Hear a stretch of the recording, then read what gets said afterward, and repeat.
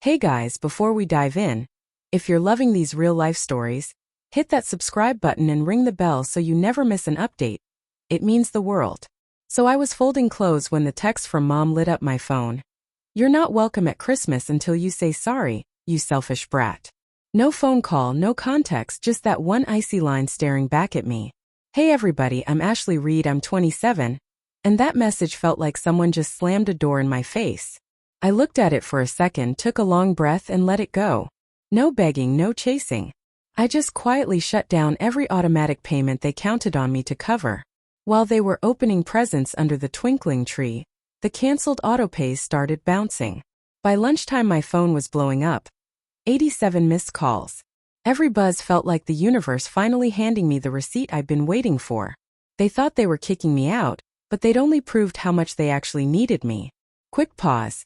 Drop your city or country in the comments so I know who's here with me tonight on Life Unfiltered. Most people picture Christmas as cozy lights, big laughs, everybody happy to see each other. But in my family, the holidays were basically a photo shoot. Forced matching outfits, fake perfect grins, Mom rearranging ornaments like a set designer, Dad slicing the ham like nothing was broken underneath, and my brother Jordan, always dead center in every picture, smiling like the whole season revolved around him. I was the blurry figure on the side, the one holding the credit card statements instead of the dog. His name is Max, by the way.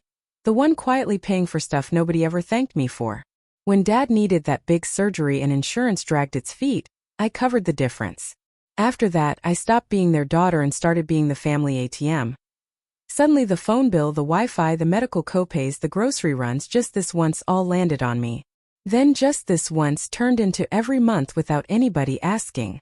Jordan would brag about his fat bonus and fancy steak dinners, but behind every Instagram story he was borrowing money with a smile.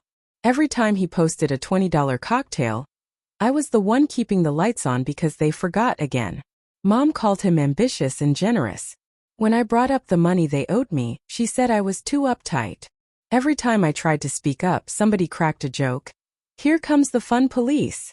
And the whole room cracked up. I was the punchline. I still clung to these tiny memories.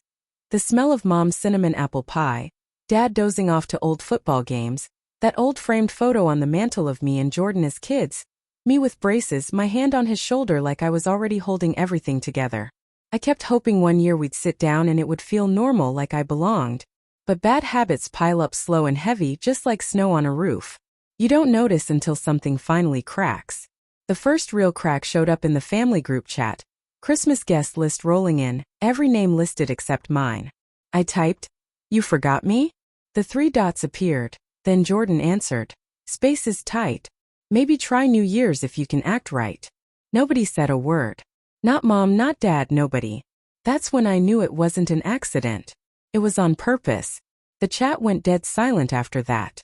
I called Mom anyway, praying for something real. All I heard was laughter and clinking plates in the background like a party was already going. She answered flat and rehearsed, "You're not coming until you apologize to your brother." Like she was reading from a script instead of talking to her own kid. I asked, "Apologize for what?" Asking why he still hasn't paid back the rent money he keeps borrowing? Someone dragged a chair across the floor. Then Uncle Mike's voice boomed, "There she goes again, Officer Money." Everyone laughed. Everyone but me. Something hot and sharp rose in my chest. I said, "If you want less drama, maybe stop putting everything on my card." A door slammed on their end and the call went dead. 10 minutes later Aunt Lisa texted, "Don't make everything about money. Family first." Then she posted the gorgeous Christmas dinner table. Candles, smiles, everyone tagged. Except me. Christmas morning my feed was nothing but perfection. Stockings, sparkly plates, matching pajamas, captions screaming, "Best family in the world." Then Mom texted, "Saved you a plate. It's on the porch." Like I was Uber Eats, not her daughter. I drove past later. The foil-covered plate was just sitting there in the cold. The neighbor's cat walked up, sniffed it, pawed the edge. I sat in my car and watched for a minute, then drove off. I left it right where it was, on purpose. Next morning I tried to have a normal coffee run. I'm in line for a bagel and there's Aunt Lisa behind me, loud enough for everyone to hear. She gets touchy when money comes up, keep it quick. The barista's smile dropped. The lady behind me whispered. Wow. The whole place felt 10 degrees colder. I walked out without my bagel and sat in my car until the windows defrosted. That afternoon Jordan called like nothing happened. Hey, can you spot me $600 for Kayla's gift? I'll Venmo you Friday. Then he added, we'd all feel better if you just said sorry and stopped being so difficult. I didn't even answer. He kept talking about how family takes care of each other. But sitting there in my car, it hit me clear as day. I took care of them. They never took care of me. And they were totally fine with that. By Saturday, the noise in my head turned into something solid, an actual plan. I sat at my kitchen table while my phone kept buzzing off the hook. I opened the Notes app and started typing. Every date, every dollar, every just this once, every emergency they dropped in my lap. My constant yes had become the floor they all walked on. At the very top I wrote one sentence. What they're about to find out is going to set me free. The second I put every transaction in black and white, I finally saw the truth for what it was. So tell me, if this happened to you, what would you do? Drop a 1 in the comments if you'd swallow it and keep the peace. Drop a 2 if you'd walk in with receipts and let the numbers do the talking. Sunday morning felt weirdly peaceful. Crisp air, pale sunshine, nothing dramatic. I met my friend Lauren at the little coffee shop near her work. The wooden chairs squeaked, steam rose off her latte, soft light striped the table. I slid a plain black binder across to her. It felt almost childish in my hands. She opened it slow. Receipts, screenshots, Venmo histories, 3 years of my life in neat little rows. She flipped page after page, no drama, just adding it up in her head. When she got to the final total, she actually let out a slow breath and said, Ashley, you haven't been their daughter. You've been their safety net. Her voice was soft but firm. It's time to cut the net. My hands were shaking a little. Straightforward, uncomplicated, no fuss, no big displays, just practical steps. She explained how to cancel automatic payments, how to disconnect linked accounts without any fights, how to safeguard myself under the law, how to shift duties back to those who should handle them. As I headed back in my car, that list seemed like a clear guide. I launched my banking app, handling it click by click, stopping the auto draft for the house loan, dropping the power payment, wiping out the web service, switching the cell plan to just me. Every move was like stepping over a stream on solid rocks. That night, Ethan shared a post. Some remaining holiday turkey and spuds. His note, true commitment goes beyond cash. People in the comments rooted for him. I blocked his notifications. My device went quiet for the first real stretch in ages. On Monday after lunch, I swung by the home supply shop. Bulbs for lights, packs of batteries, basic stuff for my daily routine. From the nearby row, Uncle Tom's words drifted over. We've got her under control now. She'll snap out of it. I continued on my way. No reaction. No glance back. I just grabbed my items and slipped the slip into my bag. A small note to myself.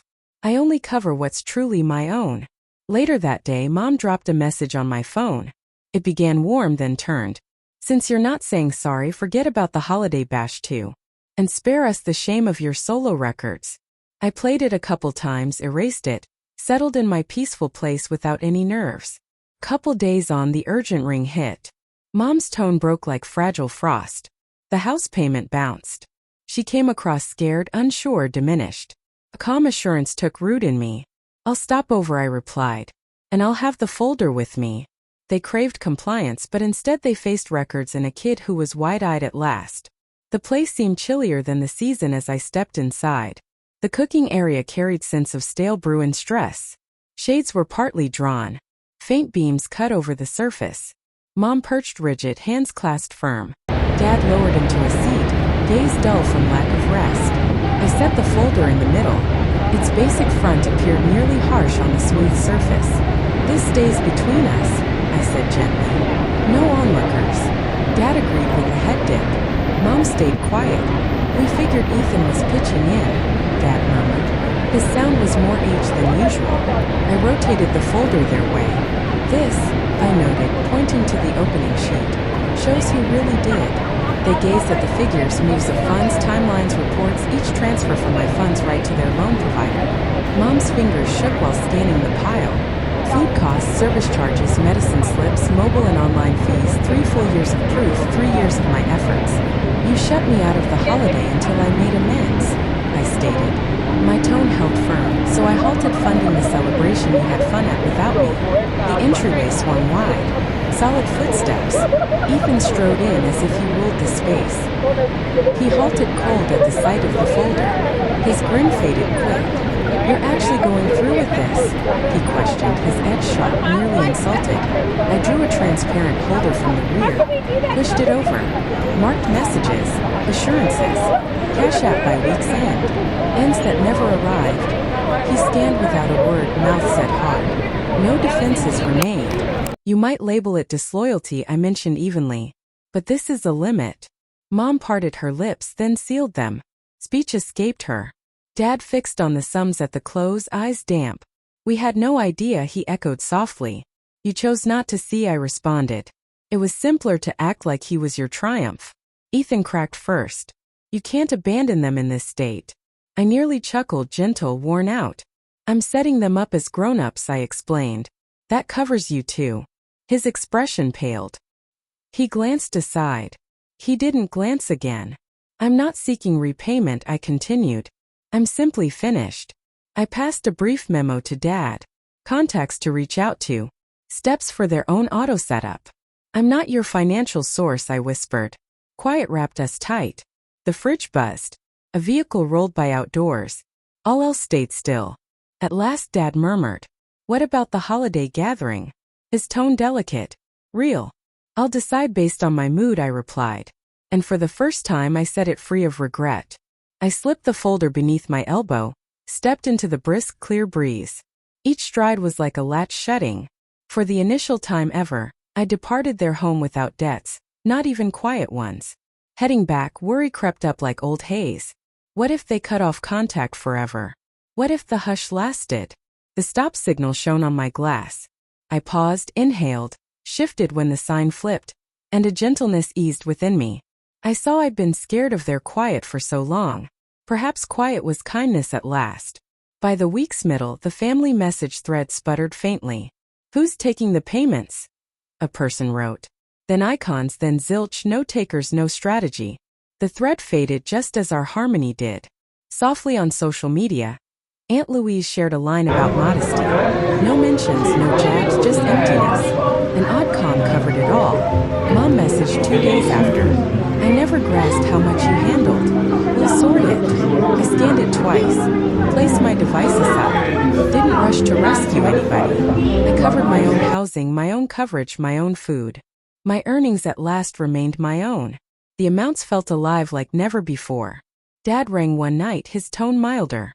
Cautious. "We arranged the auto draft," he noted, then softly. "Sorry for treating you like a wallet." The phrase loosened a knot. It didn't mend all, but it counted.